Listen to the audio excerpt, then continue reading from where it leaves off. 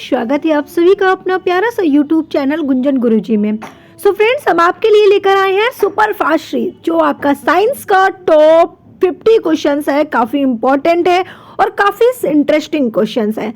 तो आइए इस वीडियो के माध्यम से हम देखते हैं क्वेश्चन आपका क्या है। देखिए, हम आपके लिए वन लाइनर क्वेश्चन लाए हैं। ये वन लाइनर क्वेश्चंस आपके लिए काफ़ी इंपॉर्टेंट क्वेश्चंस है और इस वीडियो में लास्ट तक बने रहिएगा। क्वेश्चन नंबर फर्स्ट, ऊंचाई का मापक क्या होता है? देखिए, ऊंचाई का जो मापक होता है उसे हम बोलते हैं अल्टीमीटर। क्वेश्चन नंबर सेकंड, विद्युत धारा की माप किससे करते हैं? देखिए, विद्युत धारा को जो मापा जाता है वो आमीटर से मापा जाता है, इसलिए इसका राइट आंसर आमीटर है। क्वेश्चन नंबर थर्ड, वायुमंडलीय दाब की माप किससे करते हैं? देखिए, वायुमंडलीय दाब, ठीक है, यानी कि वायुमंडलीय दाब को आप किससे मापते हो? तो आपका राइट आंसर है बैरोमीटर। बैरोमीटर से मापते हो। ध्वनि की तीव्रता मापी जाती है। देखिए, ध्वनि की जो तीव्रता होती है उसे हम डेसिबल में मापते हैं, इसलिए राइट आंसर इसका डेसिबल होगा। क्वेश्चन नंबर नेक्स्ट, स्कर्वी मसूड़ों का फूलना रोग किस विटामिन की कमी के कारण होता है? देखिए, मसूड़ों का फूलना एक रोग है जिसे आप बोलते हो स्कर्वी, जो विटामिन सी के कारण होता है। लेकिन यहाँ पर आपको दिखाया गया है कि विटामिन सी के कारण आपको ये रोग तो होता है। कौन सा रोग? स्कर्वी, ठीक है। और विटामिन ए की जब बात आती है तो विटामिन ए से एक रोग होता है जिसे हम बोलते हैं रतौंधी, जिसमें आपको नींद बहुत ज़्यादा आती है। विटामिन बी से होता है बेरी और विटामिन डी से होता है रिकेटस और विटामिन सी से होता है स्कर्वी। ओके, नेक्स्ट क्वेश्चन पे आते हैं। नेक्स्ट क्वेश्चन आपका है, वाहनों के इंजन को ठंडा रखने में किस यंत्र का प्रयोग किया जाता है? जैसे गाड़ी कंटिन्यू चलती रहती है तो उसके इंजन को ठंडा रखने के लिए हम रेडिएटर का यूज करते हैं, जिसकी वजह से इंजन गर्म नहीं हो पाता है और ठंडा रहता है, कंटिन्यूटी इसकी बनी रहती है। नेक्स्ट क्वेश्चन है आपका,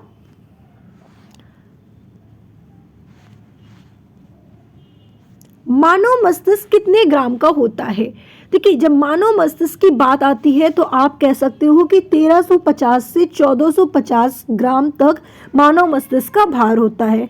लेकिन जब यहाँ पर क्वेश्चन ये पूछा जाए कि महिलाओं में मानव मस्तिष्क का भार कितना होता है, तो आप कहोगे कि 1300 से लेकर आप 1350 तक महिलाओं में होता है, ठीक है, 1350 तक महिलाओं में होता है और 13 से 50 से लेकर 1450 तक पुरुषों में होता है, ठीक है। तब आपका इसका आंसर ये होगा।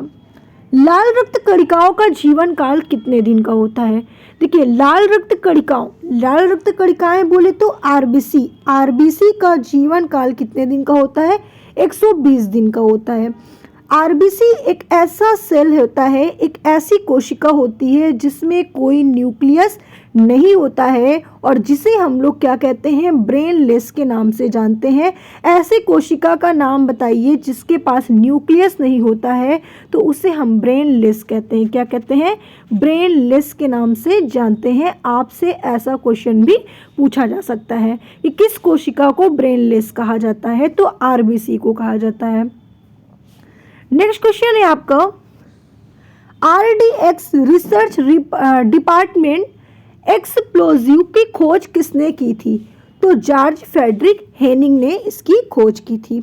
गैसों के दाब को मापा जाता है या माप करते हैं, ये किसके द्वारा मापते हैं?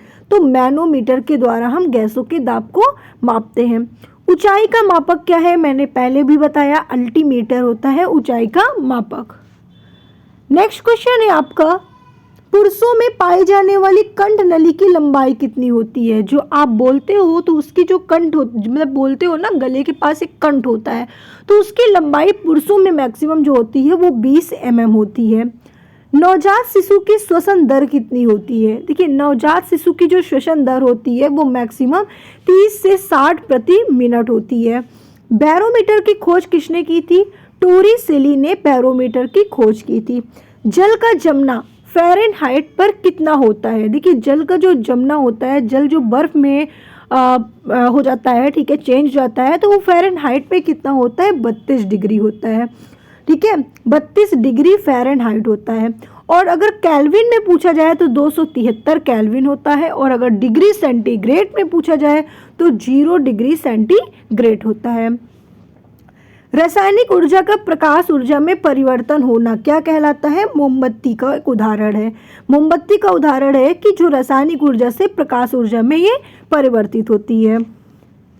नेक्स्ट क्वेश्चन है आपका, विरंजक चूर्ण का रासायनिक नाम है। देखिए, विरंजक चूर्ण को हम ब्लीचिंग पाउडर के नाम से जानते हैं। मार्स गैस किसको कहा जाता है? देखिए, मार्स गैस को हम कहते हैं मेथेन, जिसका सूत्र होता है CH4। ठीक है, ऐसे नहीं लिखा जाता, ये गलत हुआ है। CH4 ये मेथेन का सूत्र होता है। ये दलदली क्षेत्रों में पाया जाता है, आपका जो मार्स गैस होता है। साथ ही आपके धान के खेतों में भी पाया जाता है, और उसके अलावा जो गाय होती है ना, उनके से जो माउथ से जो निकलती एयर, ठीक है, उसमें भी क्या होता है, वो मार्स गैस निकलती है। ठीक है, तो मार्स गैस कई जगह से आपको मिल सकती है। इसरो की स्थापना कब हुई थी? इसरो की स्थापना 1969 में अंतरिक्ष विभाग का गठन 1969 में इसरो की स्थापना की गई थी, और अंतरिक्ष विभाग का जो गठन हुआ था वो 1972 में हुआ था। आई होप कि क्वेश्चन काफ़ी अच्छे होंगे और आप लोगों को ये क्वेश्चन याद करने में काफ़ी इजी होगा। वन लाइनर क्वेश्चन है। समुद्री जल का पीएच मान कितना होता है? देखिए, समुद्री जल का पीएच मान होता है 4। ब्लड का पीएच मान कितना होता है? तो 7.4 ब्लड का पीएच मान होता है। विटामिन डी की खोज किसने की थी? तो हॉपकिंस ने विटामिन डी की खोज की थी। नेक्स्ट क्वेश्चन है आपका, विटामिन के नाम या शब्द या खोज किसने की थी? देखिए, यहाँ पर क्वेश्चन जो इस तरीके से पूछा गया है, आपसे दो तरह का क्वेश्चन आएगा। विटामिन को नाम किसने दिया था? तो नाम आपको यही बताना है कि फंक ने नाम दिया था। ठीक है, लेकिन खोजकर्ता यहाँ पर फंक नहीं होंगे, नाम दिया था इन्होंने, जिनका नाम है फंक। द्रव धातु तत्व कौन सा होता है? देखिए, द्रव धातु तत्व पारा होता है, जो अधातु होता है, और सॉरी द्रव धातु तत्व कौन सा होता है? पारा होता है, और अधातु में पूछा जाए तो ब्रोमीन होता है। एक फैदम बराबर कितना होता है? 6 फीट होता है। एक फैदम बराबर 6 फीट। केल्विन स्केल पर कमरे का समान तापमान कितना होता है? देखिए, केल्विन स्केल पर जो कमरे का समान टेम्परेचर होता है वो 30 के होता है, और अगर हम सेंटीग्रेड पे पूछे तो 27 सेंटीग्रेड होता है। ट्यूबलाइट में कौन सा कांच का प्रयोग किया जाता है? देखिए, जो ट्यूबलाइट वगैरह जलती होती है ना, उसमें जो कांच होता है, उसमें कौन सा कांच होता है? सोडा कांच होता है। कोशिका का ऊर्जा घर किसे कहते हैं? देखिए, कोशिका का ऊर्जा घर किसे कहते हैं? कोशिका का पावर हाउस किसे कहते हैं? कोशिका का शक्ति ग्रह किसे कहते हैं? इन सभी का राइट आंसर क्या होगा? माइटोकॉन्ड्रिया होगा, जिसे हिंदी में क्या बोलते हैं? सूत्र कणिका के नाम से जानते हैं। ठीक है, किसके नाम से जानते हैं? आपको बताना है कि इसे हम लोग सूत्र कणिका के नाम से जानते हैं। ठीक है, सूत्र कणिका के नाम से जानते हैं। किसे? माइटोकॉन्ड्रिया को, क्योंकि ये छोटे छोटे सूत्र और कण से मिलकर बने हैं। नेक्स्ट क्वेश्चन है आपका, किस ताप पर सेल्सियस एवं फ़ारेनहाइट पैमाने का समान होता है?